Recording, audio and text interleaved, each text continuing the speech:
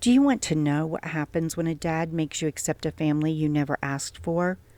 Well, I'm going to tell you my story. I'm 20 now, and it doesn't matter if I'm a boy or a girl because I think most people in my position probably feel the way I did and still do. If you really want to know, I'm a male. I was close to my father, was being the operative word here. My mother died when I was 8. She wasn't sick, and everything happened so quickly. One morning she was singing some silly song to me, and by that evening I was motherless. A drunk driver hit her car when she was coming home from the grocery store. The drunk driver survived, and my mother didn't.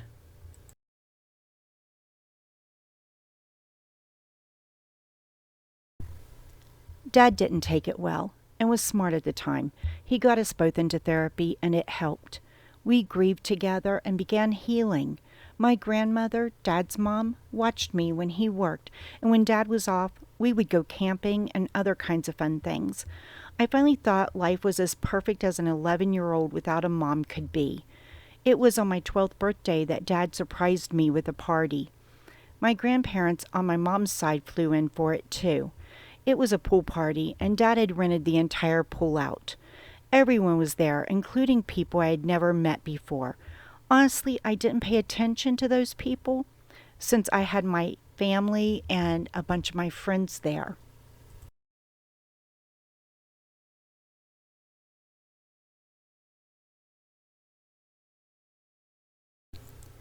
It was at the end of the party, after my friends had left, that my mom's parents were arguing with my dad.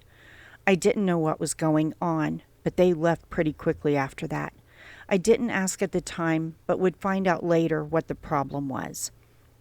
I helped clean up, as did some of the other people that were there for the party. There were still a few small kids around, and sometimes they were a little too close to the edge of the pool. So I told my dad he needed to tell their parents to watch them better. That's when he told me to keep an eye on them. I didn't mind helping to clean up after my party, but babysitting was not something I wanted to do, especially for some kids I didn't know.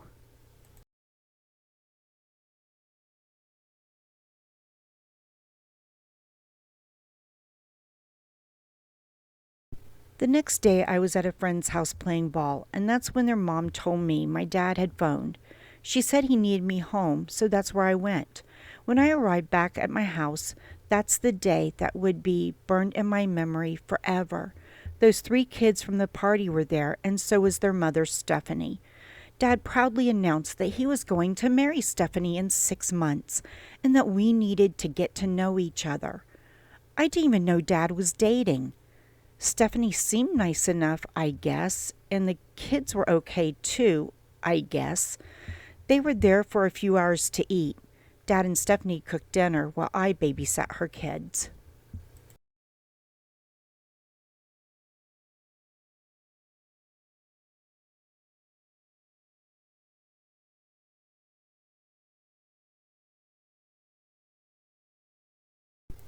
Stephanie and her 3 kids were there almost every evening after that, and now on weekends too. I tried to be out of the house as much as possible. I signed up for sports that I wasn't even interested in just to stay out of the house. Dad told me I would babysit on Saturday so that him and Stephanie could work on the wedding plans. I was 12 and watching kids that were being told I was their brother now. They didn't know any better because they were only little. That fact didn't really matter to the 12-year-old me. All I wanted was to go camping and to go to the go-kart track with my father, like we used to do. I'm not even sure when Dad began dating Stephanie, since he spent most of his time off with me.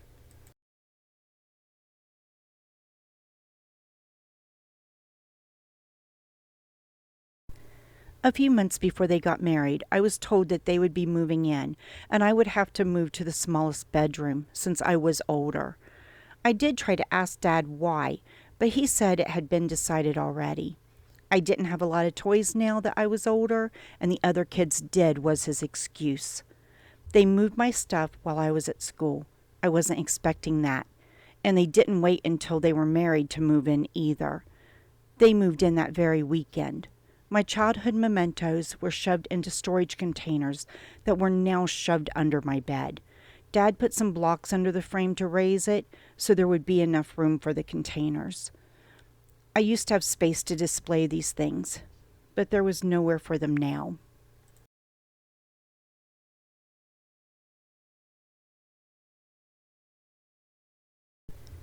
The wedding turned out to be a visit to the courthouse a month before they were supposed to get married. Stephanie was pregnant. By the time my 13th birthday happened, there were 7 of us in a 3-bedroom house. We had an unfinished basement, which is where I moved that summer. My friends came over and helped me decorate it, kind of. We had an awesome game area set up, too. This ended when they wanted more space upstairs. The now 11-year-old was moved down there, too. We didn't hate each other, but I was 14 and there were no walls, doors, or separation. I want to say that I did the best I could and was friendly enough without being brotherly.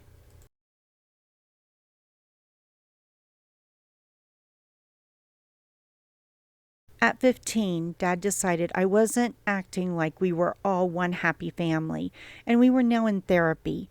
Different therapist, but I didn't mind. Therapy had helped when Mom died. I went into the first session being okay with it. All 7 of us were crammed into the tiny office with my half-sibling being placed on my lap. The therapist listened to Stephanie first, and that is when it became obvious to me that I was the reason for therapy. Stephanie went on about how I didn't watch my siblings or play with them, how she was always Stephanie and not even stepmother. I watched and listened as my father jumped on that bandwagon. I was the problem.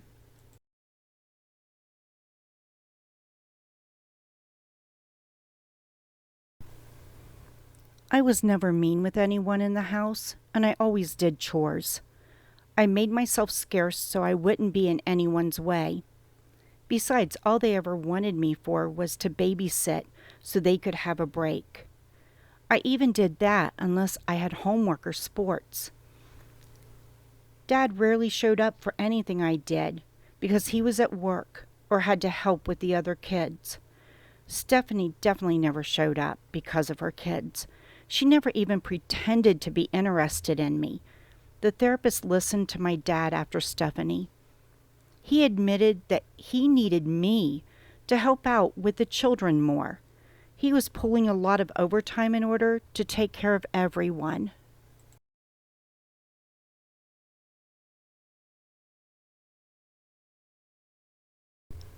The therapist listened to what my father wanted from me now, which was to support his wife and kids. When the therapist made it to me, we only had a few minutes left, so he said I could have my say next session. You may be wondering how I can remember a lot of this. It's because that next session was a pivoting moment in my life. I said my piece that next session about missing my time with my father and how making good grades was important, how sports might even get me a scholarship too. My father looked tired and nodded, saying he needed me to be a man and help out more. The therapist did remind my father I too was still a kid, and my father came back with the fact I was the oldest.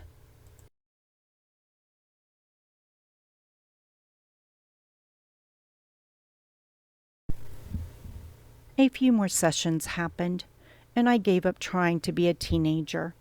I still focused on my grades and managed to play some football the next school year, but after that, I had become the go-to for everything. The only reason I was allowed to get my license was so I could run Stephanie's kids to their activities. Yes, you read that right. I was pushed to give up things that the younger kids in the house got to do. By my senior year, I had a part-time job to pay for my lunches and personals. I managed to save up a bit of money, and the day after I graduated, I left. I had called my grandparents on my mother's side and told them what had been going on. I wasn't allowed to see them after my 12th birthday party, but they welcomed me with open arms that night.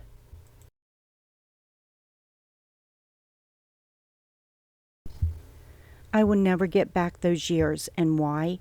Because Dad decided he needed a new family, which even he wasn't ready for, and made it my business to step in when he wasn't there. He only remembered I existed when he or Stephanie needed something from me. I don't recall Stephanie's oldest ever going without anything, or watching the younger kids while I was there either. I cut contact with my father the day after I graduated high school. Just so you know, I didn't run away. I left a letter for him. I explained everything to him and assured him he didn't need to worry about me. It's not like he bothered about me after Stephanie moved in anyway.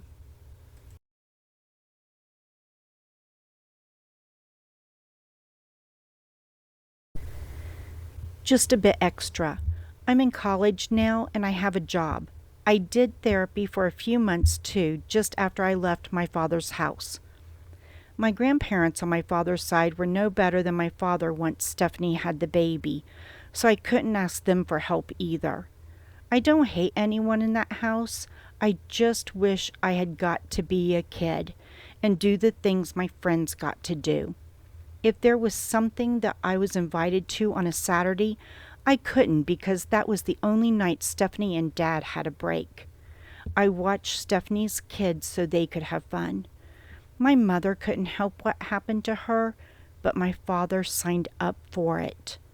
I was pretty much orphaned by both parents under completely different situations.